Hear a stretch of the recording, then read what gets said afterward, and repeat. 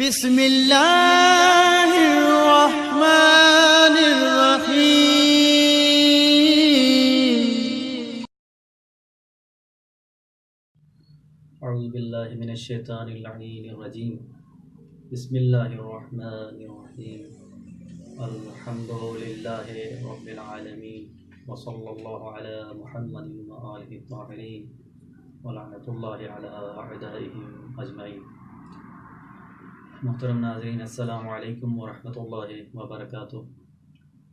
नहजुल बलागा जे मौज़ू ते ॿी नशिस्त के सिलसिले में तव्हांजी ख़िदमत में हाज़िर थिया आहियूं। गुज़िश्ता नशिस्त में असांजी गुफ्तगू हिते पहुती हुई त असां नहजुल बलागा जे बारे में चंद आराइज़ तव्हांजी ख़िदमत में पेश कया हुआ ऐं नहजुल बलागा में नहज जी माना ऐं बलागत जी माना, फ़साहत बलागत जी कुझु तारीफ़ कई, डेफिनेशन कई ऐं गुफ्तगू हिते पए थी त इहो अर्ज़ु करिणो आहे त नहजुल बलागा केतिरनि हिसनि ते विरहायल आहे, इनजी तक़सीम कहिड़े तरह थियल आहे ऐं इहो बि बयानु करिणो आहे त कहिड़े सबब जे करे सैयद शरीफ़ रज़ी अलैहि रहमा नहजुल बलागा खे तालीफ़ कयो, कहिड़ा असबाब ऐं अगराज़ हुयो। लेकिन इन सभिनी ॻाल्हियुनि खां पहिरियां मुनासिब इहो लॻे थो त नहजुल बलागा जी मुसन्निफ़ यानी सैयद शरीफ़ रज़ी अलैहि रहमा इन जे बारे में, इन जी ज़िंदगी जे बारे में मुख़्तसर कुझु आराइज़ पेश कया आहिनि। सैयद रज़ी जी शख़्सियत अगर ॾिठी वञे कि तारुफ़ जी मोहताज न आहे। साईं जन शेख मुफ़ीद जा शागिर्द आहिनि ऐं सैयद मुर्तज़ा अलमुल हुदा जा नंढा बिरादर आहिनि। 4 साल नंढा आहिनि सैयद मुर्तज़ा अलमुल हुदा खां। सैयद शरीफ़ रज़ी जी विलादत 349 हिजरी क़मरी ते थी आहे ऐं वफ़ात जेका साईं जी थी आहे सन 406 हिजरी क़मरी ते, यानी 47 साल लेकिन बाबरकत साल ज़िंदगी जा साईं जन जा गुज़रिया आहिनि। ऐं वालिद जो नालो हुसैन ऐं वालिदा जो नालो फ़ातिमा आहे। अगर ॾिठो वञे त वालिद जे लिहाज़ खां साईं जो शजर नसब जेको आहे सैयद शरीफ़ रज़ी जो 5 वास्तनि सां इमाम मूसा काज़िम अलैहिस्सलाम सां मिले थो, यानी मूसवी सैयद आहिनि। ऐं साईं जन जी वालिदा जेका आहे सैयद शरीफ़ रज़ी जी, उन जो 6 वास्तनि सां सिलसिले नसब इमाम ज़ैनुल आबिदीन अलैहिस्सलाम सां मिले थो। ऐं इन सिलसिले में छा अज़मत बाअज़मत ये ॿई बिरादर रहिया आहिनि, सैयद रज़ी ऐं सैयद मुर्तज़ा अलमुल हुदा। साईं जो असुल नालो सैयद रज़ी जो मोहम्मद आहे ऐं शरीफ़ रज़ी लक़ब आहे साईं जन जो। हिकु वाक़ियो जेको मुनासिब आहे त असां ज़िक्र कयूं, जेको तारुफ़ कराए थो हुन जी ज़िंदगी जो। ऐं शरह नहजुल बलागा में इब्न अबिल हदीद मुअतज़ली भी पहिरें जिल्द में मुक़दमे में इनखे ज़िक्र कयो आहे त शेख मुफ़ीद अलैहि रहमा हिकु दफ़ा रात जो ख़्वाब में ॾिसनि था त सैयदा फ़ातिमा ज़हरा सलामुल्लाह अलैहा आई आहे ऐं पंहिंजा नंढा ॿार इमाम हसन ऐं इमाम हुसैन उनखे वठी आई आहे ऐं शेख मुफ़ीद खे मुख़ातिब थी चए थी या शेख अल्लिमहुमा अल-फ़िक़्ह, हे शेख मुफ़ीद मुंहिंजे हिन ॿिन्ही बचड़नि खे हसन ऐं हुसैन खे फ़िक़्ह जी तालीम ॾे ऐं दीन जी तालीम ॾे। परेशान थिए थो सैयद मुफ़ीद, जरो थिए थो ऐं उन ख़्वाब ते सोचणु लॻे थो कहिड़ो क़िस्म जो ख़्वाबु आहे, सैयदा आई आहे ऐं इमाम हसन ऐं हुसैन खे छा मुंहिंजी कहिड़ी हैसियत ऐं मां तालीम ॾियां। बगदाद में उन वक़्तु कर्ख़ महलो आहे, उनजी मस्जिद आहे, उन में ख़्वाब में ॾिठे थो सैयद आई आहे। ऐं साॻे नमूने सां जॾहिं सुबुह जो अचे थो उन मस्जिद में सैयद शेख मुफ़ीद जॾहिं वेहे थो त ॾिसे थो हिकु सैयद ज़ादी आहे, उहा अचे थी ऐं 2 नंढड़ा पंहिंजा ॿार वठी थी अचे ॿिन्ही हथनि में ऐं साम्हूं अची उनखे चए थी ए शेख मुफ़ीद, मां पंहिंजा 2 नंढड़ा वठी आई आहियां, ले तो अल्लिमहुमा अल-फ़िक़्ह, ताकि तूं उनखे फ़िक़्ह जी तालीम ॾे।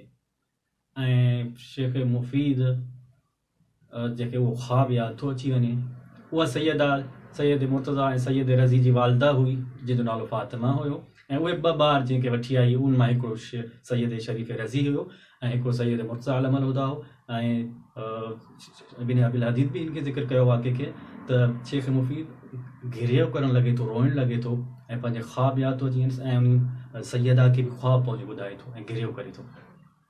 त इन मां बि हिकु इशारो मिले थो ऐं पोइ तरबियत शुरू कई शेख मुफ़ीद सैयद रज़ी जी, सैयद मुर्तज़ा आलम हुदा ऐं कहिड़ी मंज़िलनि ते पहुता उहा कंहिं खां ॻुझी ॻाल्हि न आहे त केॾा जलील क़द्र ॿई आलिमी हुया, शियत जा सरमायो हुया शियत जो। उन खां पोइ अचूं था नहजुल बलागा खे शेख मुफ़ीद 3 हिसनि में विरहायो आहे। पहिरियों हिसो जेको आहे उहो अहम हिसो आहे नहजुल बलागा जो। उनमें हज़रत अमीरुल मोमिनीन अली इब्न अबी तालिब मुख़्तलिफ़ मक़ामात ते जॻहियुनि ते जेके तक़रीरूं कयूं आहिनि, जंहिंखे इस्तिलाहन ख़ुतबा चयो थो वञे, ख़ुतबा ज़िक्र कया आहिनि मौला जा पहिरें हिसे में शेख मुफ़ीद 241 ख़ुतबा नहजुल बलागा में ज़िक्र कया विया आहिनि।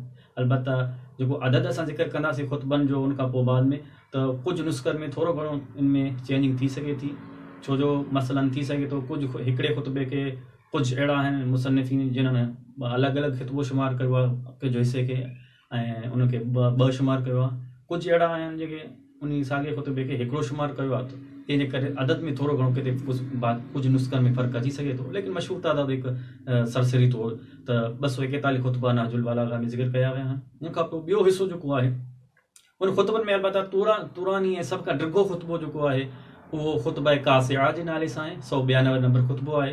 नंढे खां नंढो ख़ुतबो जेको आहे 59 नंबर ख़ुतबो आहे ख़ुतबनि जे हिसे में। ॿियो हिसो जेको आहे नहजुल बलागा जो उहो ख़ुतूत ते मुश्तमिल, ख़त जेके मौला अमीरुल मोमिनीन अली इब्न अबी तालिब लिखिया, मसलन कॾहिं कंहिं इलाइक़े जे गवर्नर ॾांहुं ख़त लिखिया, कंहिं लश्कर जे कमांडर ॾांहुं ख़त लिखिया, कॾहिं कंहिं पंहिंजे दोस्त ॾांहुं ख़त लिखिया, कुझु काफ़ी दुश्मननि ॾांहुं ख़त लिखिया मौला अमीरुल मोमिनीन नहजुल बलागा में मौजूदु आहिनि। कंहिं काज़ी ॾे लिखिया जेको जस्टिस या चीफ जस्टिस किथे कंहिं इलाइक़े में मुक़ररु थिया, कंहिं मौला जी तरफ़ां उन ख़त लिखिया विया आहिनि। या मसलन मौला जा जेके ज़कात वठण जे लाइ मुख़्तलिफ़ इलाइक़नि में या टैक्स वठण जे लाइ मुख़्तलिफ़ नुमाइंदा मुक़ररु थियल हुआ मुख़्तलिफ़ इलाइक़नि में, मौला उन जो ख़ुतूत लिखिया आहिनि। उहे ख़त बि ज़िक्र कया आहिनि, 79 ख़त आहिनि उन ॿिए हिसे में, 79 ख़ुतूत आहिनि जेके उहे ज़िक्र कया आहिनि सैयद रज़ी। उन खां पोइ उन में सभ खां वधीक डिघो जेको ख़त आहे उहो मौला जो उहो आहे जेको मालिक अश्तर ॾांहुं लिखियो आहे, जंहिंखे अहदनामा मालिक अश्तर चयो वेंदो आहे, मशहूर मारूफ़ उहो ख़त आहे, जंहिंमें बाक़ाइदे मौला हिकु कानून बयानु करे छॾियो आहे त हिकु हाकिम में कहिड़ियूं ख़ुसूसियतूं हुजणु घुरिजनि। ऐं अॼु कोई दुनिया जे लाइ नमूने अमल आहे उहो अहदनामे मालिक अश्तर, त हिकु हाकिम खे कीअं हुकूमत हलाइणु घुरिजे, गुड गवर्नेंस जो कानून ऐं क़ाइदा मौला उन में ॿुधाया आहिनि। नंढे में नंढो जेको आहे ख़त आहे उहो 79 नंबर ख़त आहे। ऐं इहो जेको मालिक अश्तर अहदनामे मालिक अश्तर आहे उहो 53 नंबर ते ज़िक्र कयो आहे सैयद रज़ी खे। उन खां पोइ जेको आख़िरी हिसो आहे उहो नंढा नंढा फरमान जेके आहिनि उन्हनि खे सैयद रज़ी ज़िक्र कयो। मौला जे 480 फरामीन ज़िक्र कया आहिनि सैयद रज़ी। उन में डिघे में डिघो फरमान 147 नंबर फरमान आहे, ऐं नंढे में नंढो जेको फरमान आहे 187, 216 ऐं 418 ते जेको ज़िक्र थिया आहिनि, इन्हनि खे नंढे में नंढा फरमान शुमार कयो वियो आहे।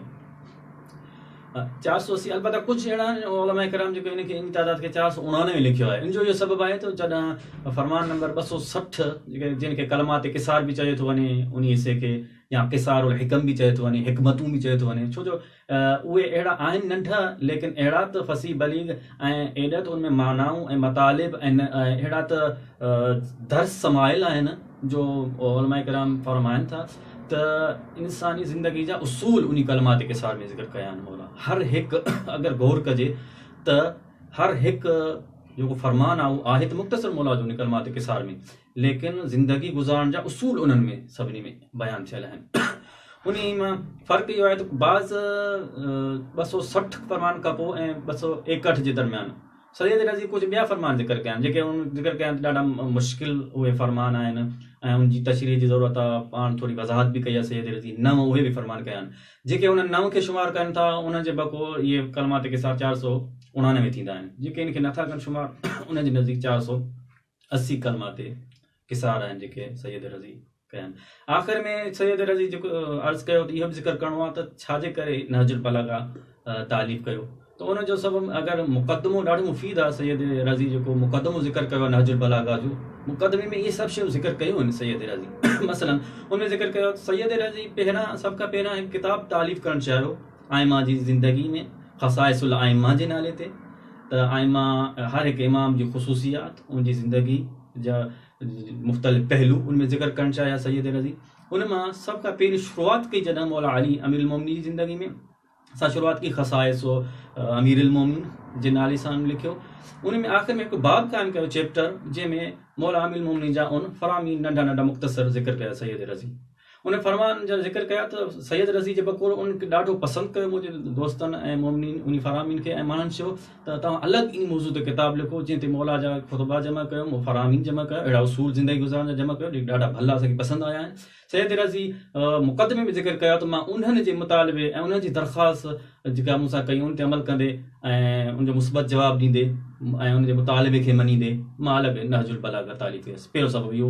ॿियो जेको मुक़दमे में इशारो कयो आहे सैयद रज़ी छाजे करे नहजुल बलागा खे उन तालीफ़ कयो आहे। ॿियो सबबु इहो बयानु कयो आहे त मानवी अजर मां ॾिठो तमामु घणो आहे जॾहिं मौला जा कलमात के साथ ॿियनि ताईं पहुचंदा ऐं दर्स आहिनि उनमें त मुंहिंजे लाइ बि हिकु आख़िरत जो ज़ख़ीरो थी पवंदो, अजर मानवी थींदो। ॿियो अहम सबबु इहो जेको ज़िक्र कयो आहे टियों मुक़दमे में ई ज़िक्र कयो आहे टीं जी शइ खे जेका सैयद रज़ी उहो इहो ज़िक्र कयो आहे त चाहियो पिए त मां मौला जा ॿिया त केतिरा ई फज़ीलतूं आहिनि दुनिया जे साम्हूं आश्कार आहिनि। इहो जेको फ़साहत ऐं बलागत जो पहलू आहे मौला जो त केर बि मौला जी इन फ़साहत ऐं बलागत जे एतबार सां नथो पहुची सघे उहो बि आश्कार थिए अलॻि हिकु किताब जी शक्ल में त माण्हुनि खे ख़बर पए त मौला केतिरा फ़सीह ऐं बलीग हुया। इहे टे अहम सबब थी सघंदा जंहिंजे करे सैयद रज़ी नहजुल बलागा जी तालीफ़ कई। आख़िर में इंशाअल्लाह कुछ फ़साहत ऐं बलागत जा मर्द मैदान आहिनि जिन्हनि नहजुल बलागा में उन जे बारे में उन्हनि छा चयो आहे, उन छा तासुरात आहिनि, कुझु आख़िर में इहे ज़िक्र कंदासीं इंशाअल्लाह अॻी नशिस्त में इंशाअल्लाह ईंदड़ नशिस्त में कोशिशि कंदासीं ऐं कुझु ईंदड़ नशिस्तनि में इहो बि ज़िक्र कंदासीं एतिराज़ात जेके कया विया आहिनि त नहजुल बलागा खे तालीफ़ कंदड़ जेको आहे उहो केरु आहे उनजे बारे में एतिराज़ हुआ। कन अची चयो आहे सैयद रज़ी न आहे मुर्तज़ा आलम अल हुदा आहे, कन अची चयो नहजुल बलागा मौला जो फरमान कलाम आहे ई न, सैयद रज़ी पाण ठाहियो आहे। हिन एतिराज़नि जेके बि ज़िक्र कंदासीं जवाबात खे इंशाअल्लाह इहा सभु इंशाअल्लाह ईंदड़ नशिस्त ते छॾियूं था। अस्सलामु अलैकुम वरहमतुल्लाहि।